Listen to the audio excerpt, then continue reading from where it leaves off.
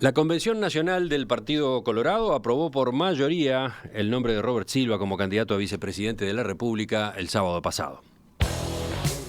Comienza ahora el trabajo de cara a octubre con el desafío de presentar a la fórmula Ernesto Talvi-Robert Silva como una opción real de gobierno. Y en esa tarea le toca un papel importante a quien fue competidor de Talvi en las elecciones internas, el 2 veces presidente Julio María Sanguinetti. ¿Cuál será su aporte? Vamos a conversarlo con él a partir de este momento.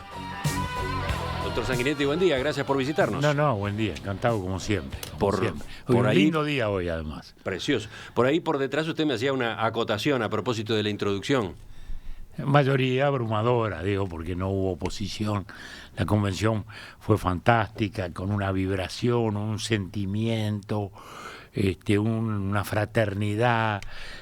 Claramente parecía que no había habido competencia en la elección interna. Fue todo muy, muy cálido, muy fraterno. En lo personal también, yo tuve un poco el rol de hacer el elogio de la fórmula, me tocó esa parte. Y si empezamos por ahí, ya cuando a comienzos de julio Talvi propuso a Robert Silva como candidato a vicepresidente, tuvo el visto bueno suyo y de José Amorín, o sea, de los otros dos precandidatos que habían competido. ¿Qué virtudes le ve usted a una fórmula conformada así, Talvi-Silva? En el caso mío era obvio, porque Robert ha sido un muchacho, digo, porque lo conozco prácticamente de adolescente. Bueno, lo ha explicado en todas sus intervenciones. Usted lo promovió a cargos en la enseñanza en la época de la reforma de Germán Rama. Yo lo promoví como secretario para el Consejo Secundario. Uh-huh. Y Germán no lo conocía. Y me decía, ¿vos estás seguro que este muchacho? Sí, le digo, estoy seguro. Uh-huh. Tenía 25 años. Y ahí entró. Al año y medio, Germán, que ya no estaba contento con su secretario, lo llevó el secretario al Codicen. Y a partir de allí pasó a ser una figura clave, porque todos sabemos que la ANEP, la Administración de Educación Pública, es un gran monstruo administrativo, y eso lo manejaba Robert, porque Germán no era un hombre de la administración, era un hombre de la educación. O sea que el vínculo con Robert fue muy fuerte. Siguió haciéndolo. Luego, después que salió de ahí, tuvo otras intervenciones, incluso fue integró el Consejo de la Facultad.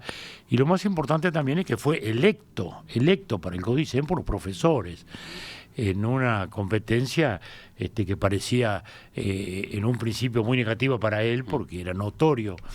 Las corrientes, digamos, más a la izquierda habían sido mayoritarias. Sí, ¿no? Él llegó a ocupar uno de los dos cargos. Uno de los dos cargos, lo cual fue en aquel momento una sorpresa. O sea que es una figura muy respetada en la educación. De todos modos. En lo personal, como le digo, es alguien muy cercano a mí. Y en todo caso. Pero hoy no está con usted, hoy no estaba en Ballistas, ni tampoco estaba en Uruguay Ballista. Más bien, él dice, votó a Talvi directamente. Pero él estaba. Bueno, ¿sabe qué? A Talvi lo había mandado yo. Que le parezca mentira. ¿Cómo es? Porque eso? Seguro, porque en todo aquel periodo en que personalmente no estaba en la competencia, sí, mucha gente. Le pedí que fuera a ayudar a Talvi. Qué interesante. Y seguro. Y después, ¿qué pasó? Que después vinieron y me decían, ¿y ahora qué hago? Bueno, y ahora quédate, ¿no? O sea, no, bueno. Pero Robert además no estaba en la militancia, que es lo importante, porque el Codicen se lo impedía. De modo que no tuvo ninguna actividad de ese tipo. Lo importante es que, además, todo el sector ballista lo siente como propio. Y eso ayuda mucho. Además es una expresión muy auténtica de ese interior profundo, de esos hogares modestos del interior, que han educado a sus hijos con mucho sacrificio. Él mismo contó su historia personal. Cuando llega a Montevideo a los 17 años, dice, conozco por primera vez el mar y los edificios altos, ¿no? Bueno, esa es la expresión de lo que es, digamos, sociológicamente. Yo dije en la convención, digo, esta fórmula es una típica consecuencia del Uruguay ballista, porque este es un muchacho que viene de los sectores modestos del interior. Y Ernesto es hijo de una familia inmigrante, directamente inmigrante, huida por la intolerancia. De modo que es una excelente fórmula. Uno es un economista, el otro es un abogado y educador. Ahora, por otro lado, también puede decirse que es una fórmula rara. ¿En qué sentido? está integrada por dos nombres que hasta hace unos meses no integraban la dirigencia del Partido Colorado. En ese sentido es una fórmula muy diferente a la que hubiera quedado si usted era el candidato a vice, que es una posibilidad que se manejó. Esa fórmula con Sanguinetti de vice iba a permitir de algún modo una continuidad, de integrar también a la generación anterior, etcétera, ¿no? Mire, ¿cómo observa ese salto que se da en la imagen del Partido Colorado? Pero lo veo con mucho interés y le diría que es casi lo mejor, porque personalmente nunca quise ser candidato. Lo expliqué acá en su momento. En algún momento estuvo a punto de ser. Y cupo la posibilidad de que fuera el candidato. Son los riesgos de la vida política.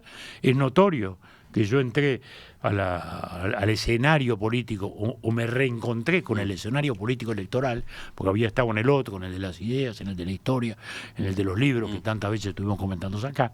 Fue en aquel mayo del otro año cuando la encuesta de cifra le daba 3% al Partido Colorado y le daba a la otra 5%, porque se había producido un gigantesco vacío después del alejamiento de Bordaberry, que había renunciado no solo al liderazgo, sino a la actividad política, y se había generado una caída anímica absoluta. Y eso fue cuando este muchacho de 83 años tuvo que entrar en la cancha para levantar al partido. Mi idea nunca fue personal, yo decía, lo repetí machaconamente, tengo dos objetivos: uno, reposicionar al Partido Colorado, revigorizarlo y que vuelva a ser decisivo electoralmente, y en segundo lugar, instalar la idea del gobierno de coalición, que entonces no estaba en la mesa de debate. Bueno, desde ese punto de vista los dos objetivos se han cumplido. Sí. Ahora estamos con nuevos desafíos, ¿no? Sí. Pero a ver, usted dice que en definitiva la jugada salió bien. Porque usted fue candidato a presidente, pero no terminó como candidato. ¿Cómo es eso? A ver. Y bueno, son las circunstancias de la vida que se dieron de un modo para mí óptimo. Y lo expliqué el otro día en la convención, cuando dije renovación y tradición no son opuestas, son imprescindiblemente complementarias. ¿Por qué? Porque un viejo tronco que no tenga hojas nuevas y frutos nuevos se anquilosa, se esteriliza, termina muriéndose. A la inversa, una innovación, digamos un cambio hacia la renovación, si no está sentado en sólidas raíces, es un efímero clavel del aire que no hace historia, ¿no? Poco durará. Y eso, ¿qué es lo que estaba diciendo? Estaba diciendo que Talvi, que es una alternativa nueva en el Partido Colorado, quedó, entre comillas, legitimado porque usted compitió con él. No yo, porque medio partido o un medio partido menos chico que el de él, un medio partido, lo legitimó. Es decir, hay una expresión combinada de lo que es la esencia histórica del vallismo, de su vigencia, de su permanencia, de lo que sentimos nosotros, que somos vallistas de hoy y de siempre y de mañana, y a su vez toda esta cosa renovadora de figuras nuevas que también responden a los tiempos. Venimos en tiempos de cambios muy rápidos. Así como todos estamos en las góndolas del consumo, ¿no, verdad? En una especie de formidable gran supermercado donde la innovación domina. Y es un factor, y uno no la puede ignorar en política.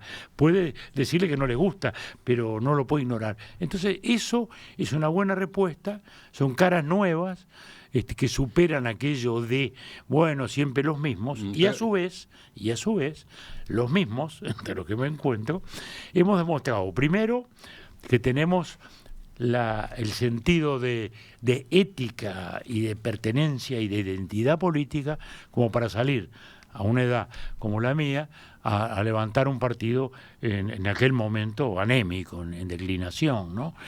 Y que eso es una expresión de lo que es la convicción, la visión del país. El vallismo es una visión del país, de la sociedad, del mundo, de la cual son ampliamente representativos, como digo yo, estas dos figuras. Sí, pero es curioso eso, que la fórmula está integrada por dos figuras, entre comillas, nuevas. No jóvenes estrictamente hablando, pero nuevas para lo que era el elenco dirigencial, ¿no? Pero Robert no es nuevo para el partido. Sí, de acuerdo. Pero no estaba en los primeros planos como dirigente, bueno, a eso voy, ¿no? No, pero fue prosecretario del partido. Sí, está bien, está bien. Por ejemplo, le quiero decir, la dirigencia lo conoce todo, digamos, no estaba proyectado públicamente. ¿Y entonces? Pero es una muy buena fórmula, ha caído muy bien y por eso el partido se ha revigorizado también. ¿Y usted? No hay ninguna duda. Y ahora, entonces, ¿qué papel va a jugar en la campaña rumbo a octubre?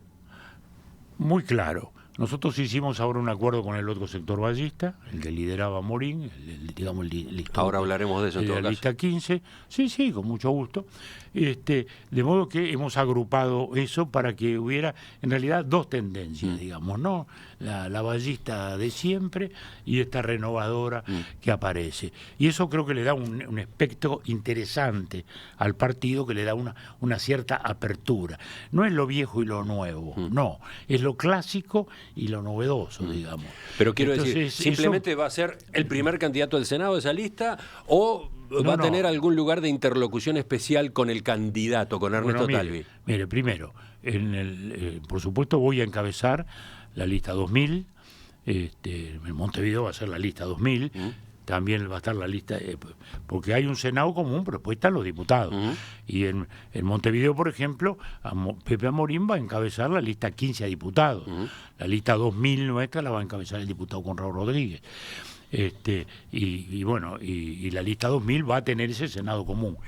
De modo que ese es el primer rol, el primer rol de estos 3 meses. Paralelamente, sí, estoy muy cerca de la fórmula, conversamos, no digo diariamente, pero sí conversamos con fluidez todo el tiempo y es así, digamos, ¿no? Por ejemplo, la convención fue muy linda, de noche, ya tarde, estábamos mirando una película con Marta, suena el teléfono y era Ernesto Talvi, agradecerme el discurso que había hecho, en fin, y hacer algunos comentarios al respecto. Quiere decir que tenemos en este momento una muy buena sintonía, estamos ahora ajustando programas. Ahora hablaremos de eso también. Ajustando programas porque siempre hay pequeñas diferencias en asuntos, ¿no? Pero hablando de la campaña, le preguntaba por su papel. ¿Y qué papel va a jugar Pedro Bordaberry en la campaña? ¿Ninguno? Ninguno. Él lo ha dicho, él dijo que había ido a hablar con Ernesto Talvi, a plantearle su idea de una lista del Senado, que él no iba a apoyar a un candidato que no quería que lo apoyara, por eso había ido. Eso le dijo Ernesto Talvi, en consecuencia, cuando me vino a ver a mí, ya tenía, digamos, la idea de que no había candidatura. Razón por la cual yo ni tenía facultad para aprobarlo ni para rechazarlo, y mucho menos en esas circunstancias. ¿Pero usted coincidía con la opinión de Talvi? Sí, porque creo que no era lo mejor para Pedro, además. Pero bueno, pero eso es otra historia y ya pasó y bueno, ya está. ¿Qué análisis hace ahora con una semana de distancia de ese intento frustrado de Pedro Bordaberry de volver a ser candidato? No hago ningún análisis. La verdad, lo doy por terminado el episodio porque no fue agradable, digamos así. Sí, ¿tuvo alguna derivación inesperada como eso que ocurrió el martes cuando Bordaberry declaró que usted le había arrancado un brazo? Y bueno, una frase que en la historia colorada tiene un significado muy fuerte, ¿no? Sí. Es la misma frase que usó Jorge Valle en 1989 cuando usted, que era presidente, no lo apoyó a él como candidato del vallismo y se volcó en cambio por Enrique Tarigo. Sí. Bueno, pero lo lamenté mucho y nada más.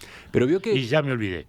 Ya se olvidó. Pero vio que... Y ya me olvidé, porque vio que no hay nada peor que coleccionar malos momentos. La vida me ha enseñado a lo contrario, en la vida política.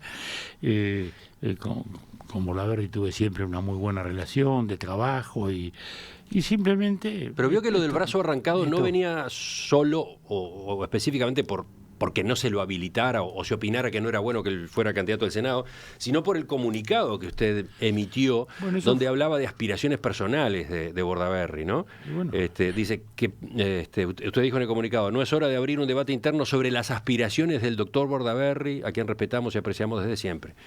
Dice Bordaberry: eso no se hace. Plantearlo en esos términos no. Que ponga que yo tenía aspiraciones no es lo correcto. Bueno, él lo dijo y yo no entro con ese debate. Dijo algo más.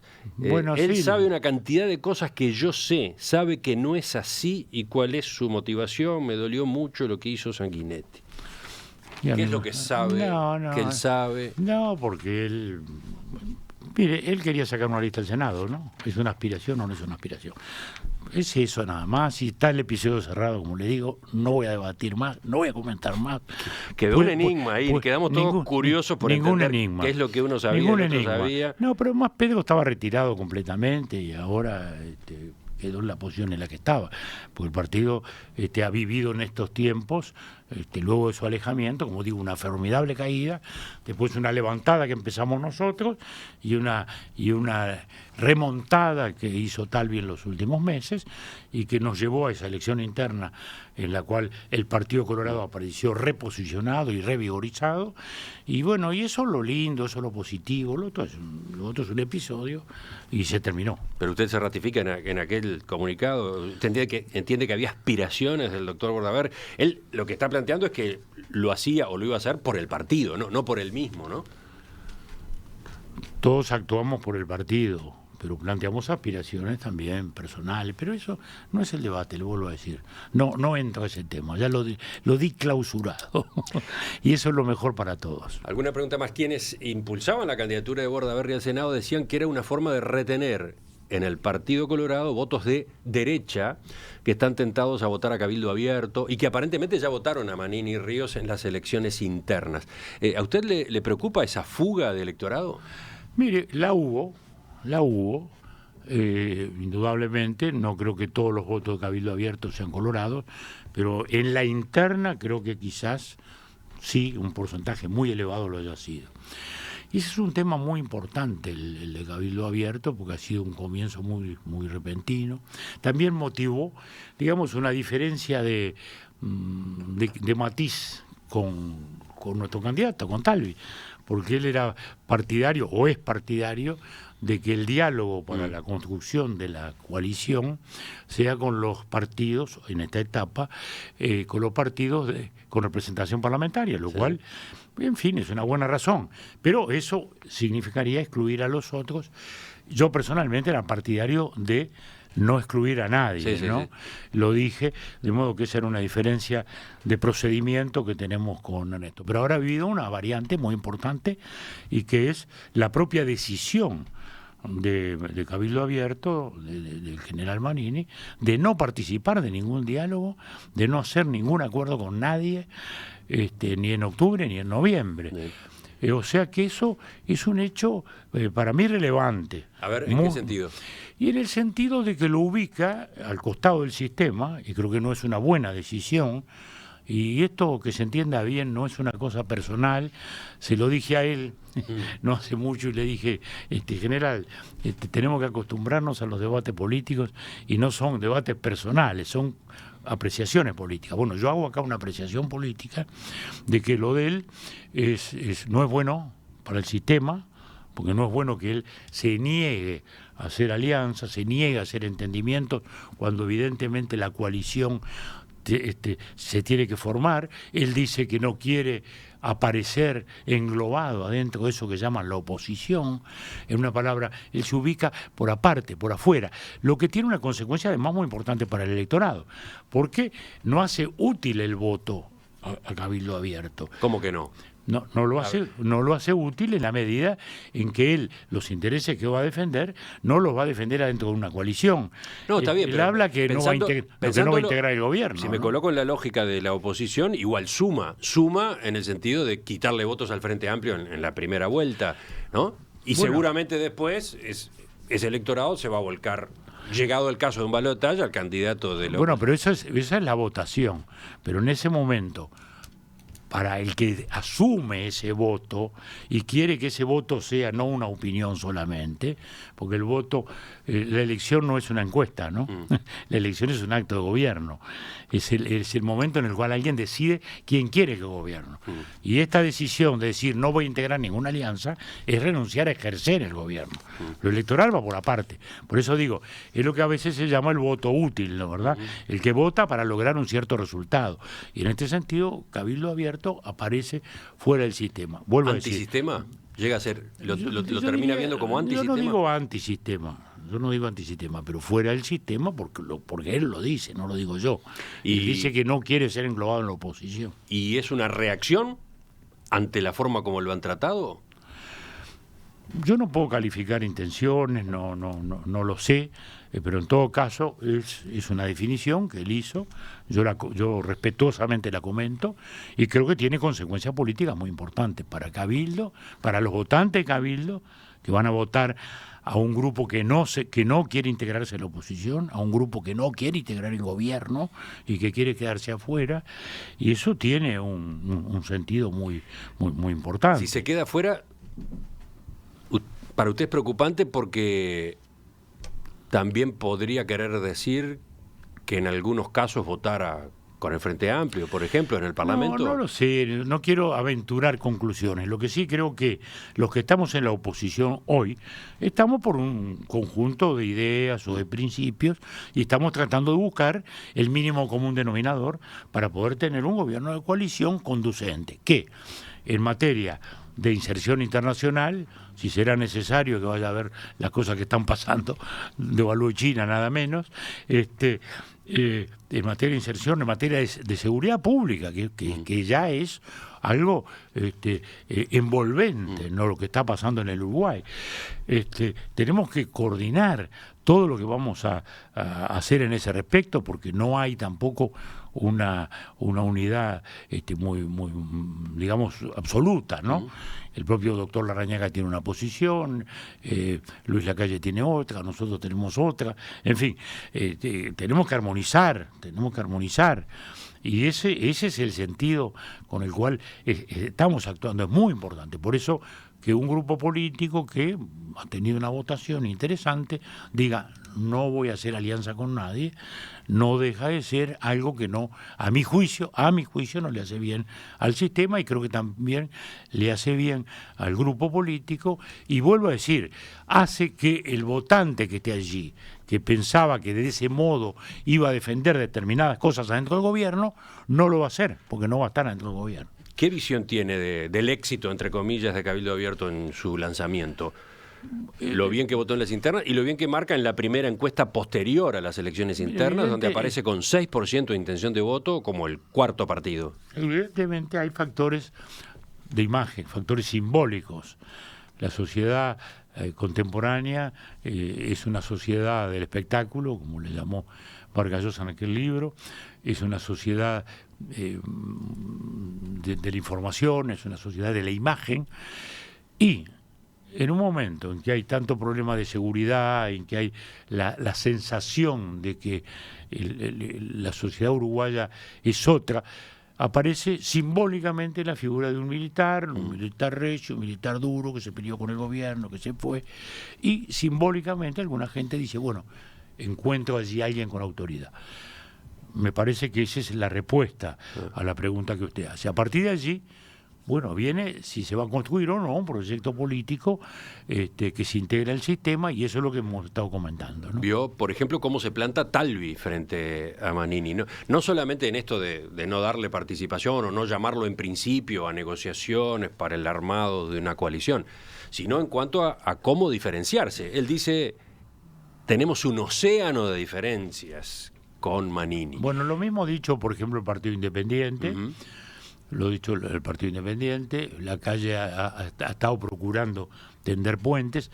Yo personalmente creo que también tengo muchas diferencias con muchas afirmaciones del general Manini, pero pese a eso he sostenido que debíamos sentarnos todos en el diálogo. Desgraciadamente, él ahora resuelve no sentarse. Pero mi pregunta es, ¿comparte la insistencia de Talvi por diferenciarse de Manini y de Cabildo Abierto? Bueno, eso, los acentos los va poniendo cada uno en la medida en que va actuando. Llegó a decir el domingo, cuando lo entrevistaron en Canal 12, que si tenía que elegir en cuanto a afinidad entre Daniel Martínez, el candidato del Frente Amplio, y Manini, decía, yo estoy más cerca de Daniel Martínez. No. Usted le pone un IVA al tema, ¿no? A ver. Porque pone elegir, parece que quisiera votar. No, porque le dieron dos opciones. Bueno, por eso. ¿Cuál de los dos se sentía más cerca? Son esos programas, esas opciones terribles que plantean, ¿no? El sí o no.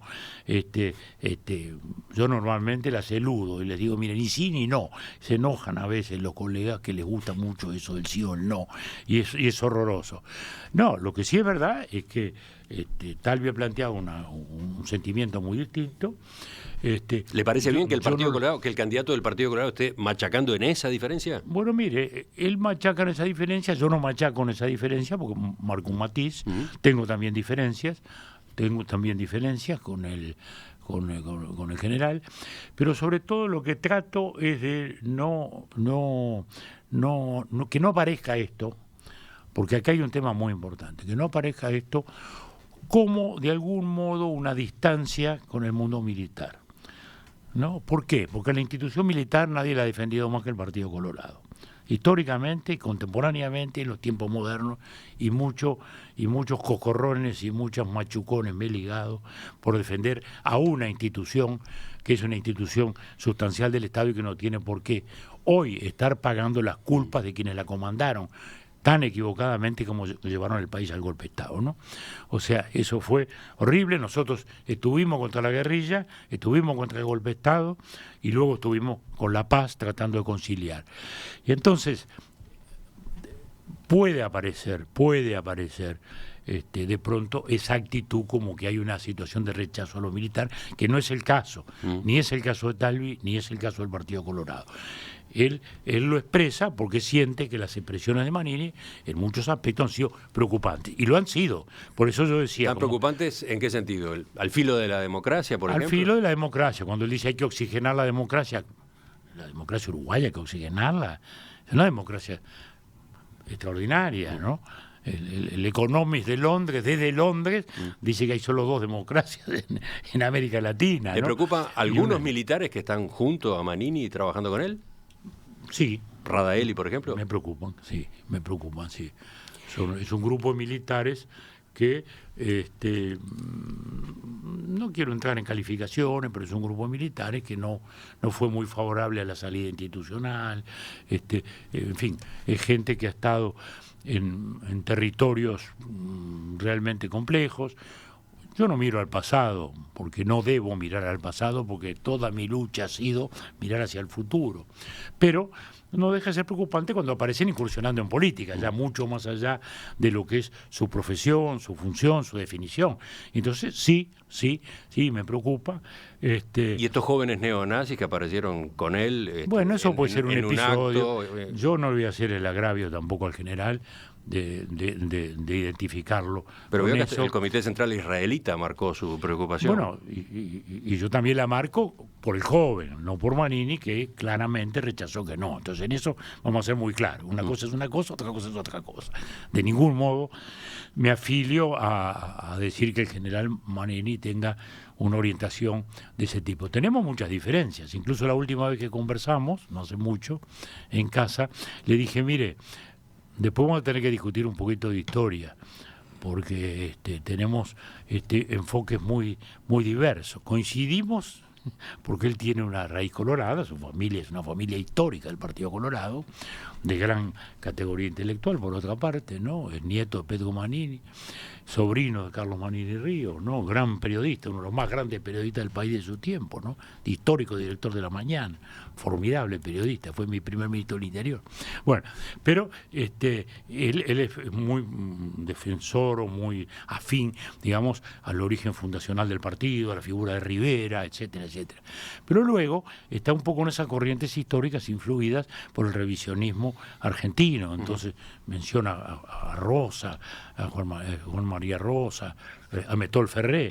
El pensamiento de Tucho Metol está claro que influye, ¿no? Influye, y yo estoy en las antípodas de todo eso. Yo soy uruguayista, no creo en esas historias que parece que están pidiendo perdón por ser uruguayo, ¿no? Yo soy orgullosamente uruguayo, porque el Uruguay fue una construcción política exitosa, una construcción política fantástica, con todos los problemas que tenemos, pero creo que cuando nos comparamos tenemos que agradecer mucho a todos nuestros antepasados, desde Artigas en adelante, que construyeron una sociedad democrática como la nuestra. Entonces ahí donde tenemos una diferencia, y le dije, un día tenemos que sentarnos a discutir esa historia. De modo que tenemos muchas diferencias, pero no le voy a hacer el cargo de asimilarlo, porque él además lo rechazó y está bien que lo haya rechazado. Entonces tenemos diferencias políticas muy importantes, pero no esa.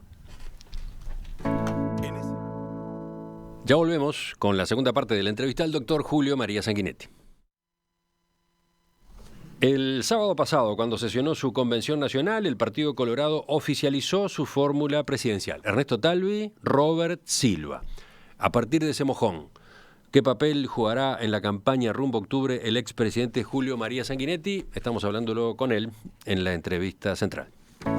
En este tema que venimos tratando al final de la primera parte, me quedó una pregunta, doctor Sanguinetti, a propósito justamente de Cabildo Abierto. ¿Hay que frenar?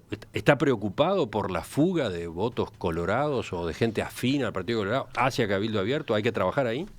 Bueno, yo diría que, como acabo de explicar, el Partido Colorado, a mi juicio, perdió un conjunto de votos sobre esa base, ¿no? Sobre esa imagen de autoridad simbólica, digamos. Y eso, personalmente, espero que lo podamos recuperar en la medida en que estamos trabajando para una coalición y para un gobierno donde vamos a sostener estas cosas, con relación a la seguridad, con relación a la legalidad, con relación a las Fuerzas Armadas, con relación a todo lo que es, por otra parte, el patrimonio histórico del Partido Colorado, histórico reciente, ¿no? O sea que pienso que habrá aspiramos a una meditación a este respecto y que el voto colorado se exprese. Lo que usted le está diciendo a ese Colorado tentado a votar a Cabildo Abierto es, ojo, que se están marginando. Exacto. Usted les está diciendo, ojo, esas inquietudes por la seguridad pública, nosotros también las tenemos y las vamos a trabajar en la coalición de gobierno, y si ustedes van a Cabildo Abierto, no sé qué pasa. ¿Ese es el mensaje que está pasando? Bueno, es lo que estoy diciendo. Sí. Es una conclusión que no la invento yo, digamos, no es una construcción teórica, es el resultado de una definición del líder de Cabildo Abierto. De modo que esto me parece que es relevante, y lo es no solo para el votante colorado, porque también ahí hay votante blanco y ahí hay votante también, de algún modo, también de origen frente amplista, más bien mujiquista. Eso es lo que dicen los encuestadores, y es razonable pensar eso, ¿no? Pero bueno, creo que el partido, lo que más importa es que el Partido Colorado está en un buen momento, está recuperado. Con Talvi jugando mucho al centro, ¿no? Y se podría decir izquierda, centro-izquierda, ¿no? Sí, y creo que no es malo eso. El partido siempre tuvo matices y los tenemos. Fíjese, estábamos recién hablando de la diferencia que teníamos en cuanto a encarar el debate. Y creo que en ese sentido tenemos matices, porque en el discurso tenemos coincidencia total, pero a veces uno insiste más en una cosa que otro en otra, ¿no? ¿Verdad? Él insiste mucho en educación, creo que está muy bien. Robert Silva representa eso en la fórmula, y es una cosa para nosotros muy entrañable, porque bueno, el único intento, diría yo, en 70, 80 años de reformar la educación en serio lo hicimos nosotros en nuestra segunda presidencia, donde Robert Silva fue el secretario del CODICEN que presidía Rama. Es decir, que ese es un tema para nosotros muy enfático, pero no lo es menos el de seguridad, porque ahí nosotros tenemos un enorme compromiso. Incluso una figura de ballistas y una figura del Partido Colorado, Guillermo Maciel, es el fundador de Fundapro, una fundación que ha sido, yo diría, el barómetro constante del tema de la inseguridad, el que le ha desnudado al Ministerio del Interior cada vez que manejó las cifras mal, y que representa la militancia y el interés constante de nuestro partido en el tema de seguridad, que cada día ofrece aspectos distintos, ¿no? Porque ya no es solo lo que ha ocurrido con el homicidio, lo que ocurre en las calles con la rapiña. Ahora estamos en un escenario casi internacional de decaimiento, ¿no? Porque tenemos la fuga de este famoso Moravito, de este gángster italiano, que nunca explicada, porque lo peor es eso, ¿no? A alguien le puede ocurrir. No es la primera fuga en el mundo, ¿no? Ha habido muchas.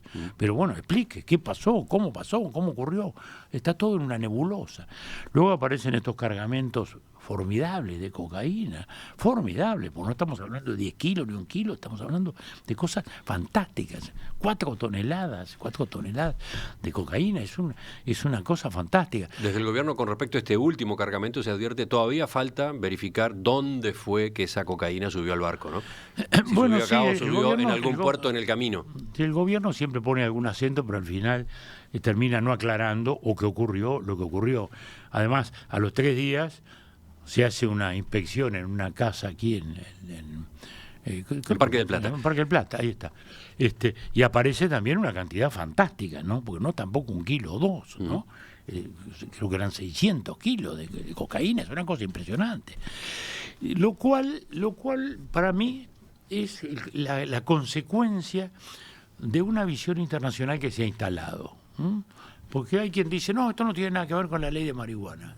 Sí tiene que ver, sí tiene que ver. ¿En qué sentido? En el sentido de que uno va a la Argentina nomás, y el Uruguay es como aquella Ámsterdam de los años 60, parece que es el territorio libre de las drogas, ¿no?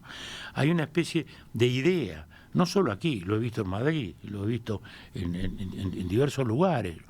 ¿Y cómo están ustedes con el tema de las drogas? No, ahora que liberaron todo. No se liberó todo. Hay que vivir explicándole de que no es esto un paraíso las drogas. Entonces, me parece que todo esto encaja dentro de esa visión internacional que se ha dado. No es que sea la consecuencia inevitable, pero digo sí que toda esta atmósfera la tiene. Y a su vez, lo que está claro es que lo que es la política con relación a las drogas se está haciendo agua por todos lados. Y le digo más, se está haciendo agua para mí por el lado que más me preocupa, que es el de la salud. La convención, el otro día, un médico amigo que es convencional y que es médico de ACE, y me decía, hoy atendí 30 personas en el consultorio de ACE. 7 eran por adicciones, 7. Y me decía, mirá, estamos en una situación muy, muy crítica. Eso a mí me preocupa sobremanera porque ese es el gran déficit del gobierno. Lo he hablado con el presidente, lo estoy predicando de cuando nadie lo hablaba. Me acuerdo que escribí en el diario El País hace como 3 o 4 años un artículo que se titulaba La droga, y los colegas de Sarandí me decían, bueno, ¿y usted no está exagerando? No estoy exagerando, porque veo instalada en los muchachos la idea de que la marihuana es poco menos que benéfica, porque ya la palabra recreativa induce a eso, y veo también mucha gente veterana que está como con el lisado de corazón o como el agua de Querétaro, es decir, la marihuana cura todo, sirve para todo. Lo cual Otra cosa es el cannabis, ¿no?, medicinal. Pero naturalmente, pero como todos los productos, todos los medicamentos nacieron normalmente de un producto natural, que después se sintetiza. Los analgésicos, ¿de dónde nacen? Todos del opio, ¿no? La cafeopirina, ¿de dónde nació? De la corteza del sauce. Pero no combatimos un dolor de cabeza con corteza de sauce picada, ¿no? Es decir, eso requiere una industria y requiere un trabajo de laboratorio, requiere una certificación de calidad, de que hay una relación entre probada, experimentada, entre lo que se ofrece y sus consecuencias, ¿no? Y eso estos temas no está. que usted acaba de mencionar, seguridad pública, política de drogas, van a ser énfasis suyos en particular y de su gente en la campaña rumbo a octubre. Sí, señor, muy importante, porque creo, junto a la educación, ¿no, verdad? Y al empleo, que son hoy los 3 asuntos, ¿no? El empleo como consecuencia de la política económica, el tema seguridad, que es dominante en la vida diaria, no solo de Montevideo, hay ciudades del interior que uno no se podía imaginar que fuera así. Me acuerdo cuando en Minas aparecieron aquellos tiroteos, en San Carlos, en casi todas las ciudades del interior ha empezado a ocurrir este fenómeno que es realmente muy preocupante, con derivaciones, como digo, de todo tipo, porque a su vez después que se desata esto, y que empiezan los tiroteos, y que aparecen armas, y las consecuencias, y las venganzas, y los odios, y las disputas de territorio, se transforma en una situación cualitativamente muy, muy negativa, a la cual le agregamos, y yo insisto mucho en eso, el tema de salud, el tema de salud. Ya volvemos con la última parte de la entrevista al doctor Sanguinetti.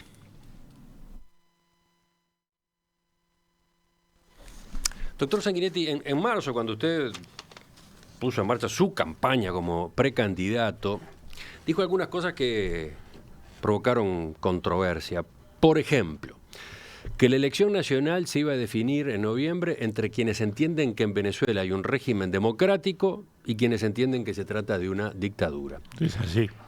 Lo dije, lo repetí y lo sigo repitiendo. ¿Y ahora cómo cambia ese planteo, teniendo en cuenta que hace unos días 3 líderes importantes del Frente Amplio, el candidato presidencial, Daniel Martínez, pero además Danilo Astori y José Mujica, aceptaron usar el término dictadura para referirse a Venezuela? Bueno, yo diría que empeora todavía las cosas del lado del Frente. Porque le agrega a la nota de la debilidad democrática la de insinceridad. La de insinceridad. Pues se dieron cuenta... ¿No están siendo sinceros Martínez, Astori, Mujica? Astori no digo, porque Astori siempre tuvo una posición parecida a eso, usara o no la palabra dictadura. Los otros no. 90 días antes de la elección, 90 días antes de la elección se enteran de que era una dictadura.